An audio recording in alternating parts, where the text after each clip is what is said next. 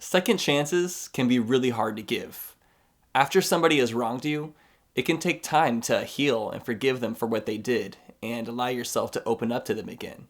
And it can be hard to open up, usually because we're afraid of being hurt by the same person in the same way.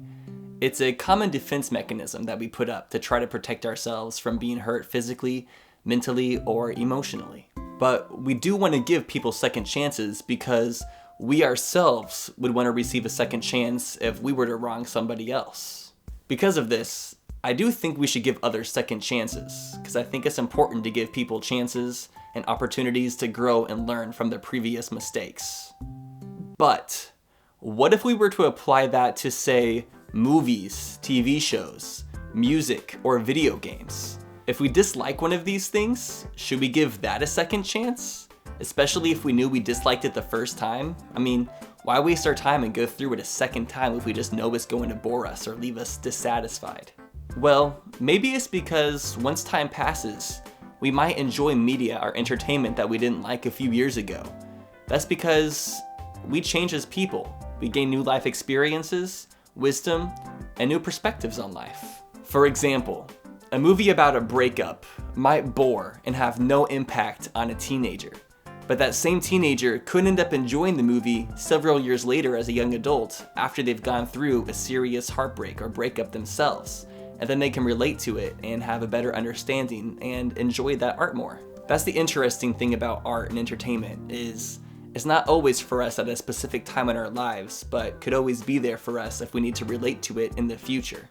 Now, the reason I bring all of this up is because Nintendo just released a new remastered version of my least favorite 3D Zelda game, The Legend of Zelda: Skyward Sword. Now, I've only beat this game one time, and that was several years ago when the game was released on the Wii. But I really just didn't enjoy it that much, and it left a pretty sour taste in my mouth. And because of that, I've never picked it back up again, because why play a game that I didn't really enjoy? And I've talked about it a lot in videos and in live streams, and it's pretty common knowledge amongst my viewers that I'm not the biggest fan of Skyward Sword. And a lot of people have had problems with that, and they say that I should replay the game and give it a second chance and see what I think about it several years later, now that I can have the chance to replay it. So because Nintendo just released this new HD version of the game, I'm going to give it a second chance. Although, in this situation, Skyward Sword is like an ex-boyfriend who you haven't seen in several years, and in that time apart, they spent a lot of their efforts trying to make themselves better physically, got into better shape, spent more time working on themselves, got a better job, and then they came back to you asking for a second chance. I say this because Skyward Sword HD is, first off, in high definition now, when it used to be in SD, and it also has several quality of life improvements that they added to the game to make it better. So it'll definitely be better than the first time I played it on the Wii. Which, let's talk about these quality of life improvements real fast. And I want to preface this by saying that Nintendo did a terrible job at promoting these improvements that they added to the game. In the remaster of Wind Waker and Twilight Princess for the Wii U, months before the game dropped, Nintendo uploaded a trailer showcasing the new quality of life improvements they added to the game to build up hype and to get Zelda fans excited about this new improved Zelda experience. But for Skyward Sword HD, the only moments they talked about the quality of life improvements were on Twitter the week leading up to the game's release. And I'm not even sure if they talked about it on the American Twitter. I think I only saw these announcements on the Japanese version of Twitter, and they got retweeted by people, kind of showcasing the new improvements. Why did Nintendo do it this way? I don't freaking know. I've realized that I just should never question Nintendo's logic on anything, because trying to do so only makes me sad and confused. But let's get into these updates. So the first thing they added to the game, which they did announce this on the initial trailer, is that they made the game not require motion controls, because the original version of Skyward Sword came out on the Wii, and it was bundled with a Wii Remote upgrade known as Wii Motion Plus, because Skyward Sword was very integrated with motion controls. You would swing your sword around with a Wii Remote, and Link's arm would mimic it in-game, which was pretty cool. And a lot of the mechanics in the game require motion controls, which are fine and all, But in the new version, they made it so you don't have to play with motion controls if you don't want to, which I am very thankful for the option. And they mainly did this because you can't really have motion controls when playing in handheld mode. But then there's other times when just playing on the TV where you just want to keep your hands still and play a Zelda game. You don't always want to be swinging your sword everywhere and raising your other hand to shield. It's just a bit too much. So I'm glad we now have the option for that. They also added a free roaming camera, which was not in the original version of the game because the Wii Remote didn't have a joystick. You only had one joystick with a nunchuck. So now since there's two joysticks, they added the option to be able to control the camera and look around, which is going to be very nice because I like exploring the worlds in Zelda games, and having a free roaming camera is very necessary for that. They improved and streamlined the game's intro, which is fantastic because Skyward Sword, one of my biggest complaints is it took a little bit too much time to get into the action of the game, which lots of Zelda games start pretty slow. The Skyward Sword just felt like it dragged on forever. So according to the update, they streamlined the intro and made it so you jump into the action a little bit faster, and that is much appreciated. Looking forward to seeing how that changes. Now your companion in the game, whose name is Fi, she was super obnoxious in the original game.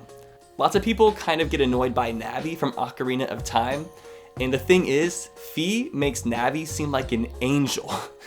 Fi was so obnoxious, she would tell you so much information that was common knowledge, and she just treated you like a baby the whole entire time. So very fortunately, they are changing that to make it so you can turn Fi's unwanted tips off, so she won't be bothering you as much and giving you just a more smooth gameplay experience.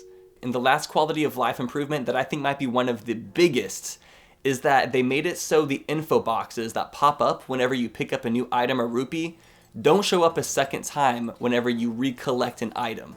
Because the way it worked is if you picked up, say, a blue rupee, Link would hold it up and be like, "You found a blue rupee. It is worth 5 rupees." And I mean, that information is nice and all, but then if you turn the game console off and turn it back on, if you find another blue rupee, it would give you that dialogue again, and it would do that for every single item in the game. Like, imagine if you went into your kitchen and you picked up a spatula and you got a text box that popped up that said, "You found a spatula. Use this to flip pancakes." And you're like, okay, cool. Didn't really need that information, but it's nice to have that just in case I didn't know what a spatula was for some reason. And then you go to bed, you wake up the next day, and you go back to the kitchen to make pancakes, you pick up your spatula, and the information box pops up again. It says, "You just found a spatula. Use this to flip pancakes." And you're just like, what the heck? I know what a spatula is. You just told me yesterday. Did you think I forgot? Like, have a little bit more faith in me, please.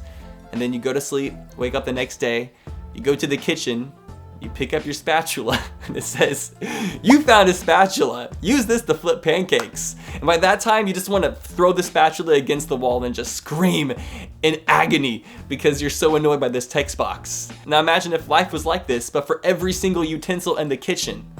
That is what playing Skyward Sword felt like. It was just a barrage of unwanted and unnecessary text boxes, and I honestly cannot believe that they even released the game the way they did.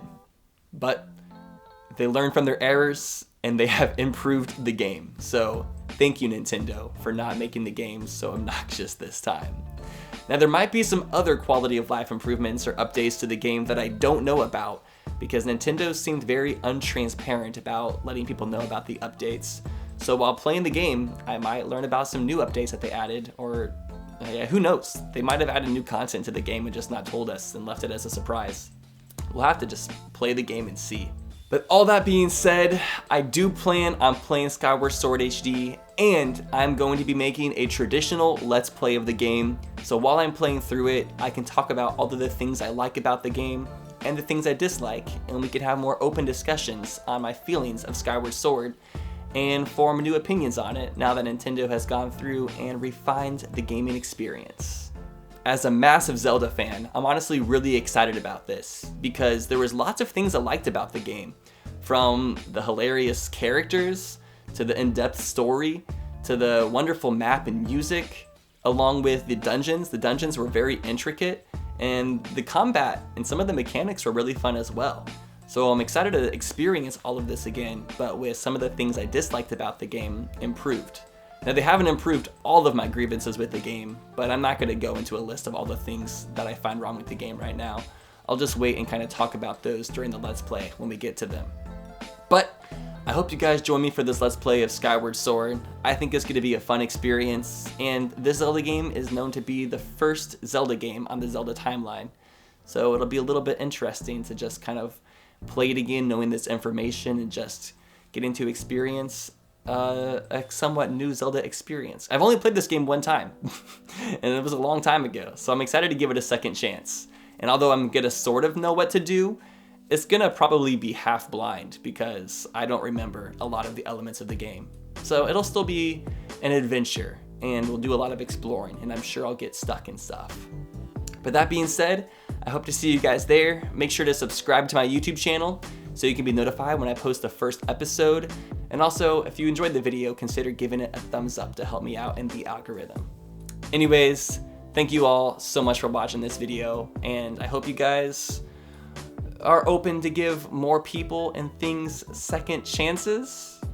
I think that was the whole moral of the video in the first place.